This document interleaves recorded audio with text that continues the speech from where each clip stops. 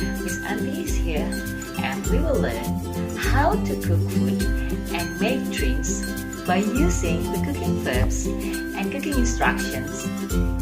Here we are, the verbs that you can use when you have the cooking activity. Break, spread, fry, peel, taste, cut, chop, slice, grate, boil, pour,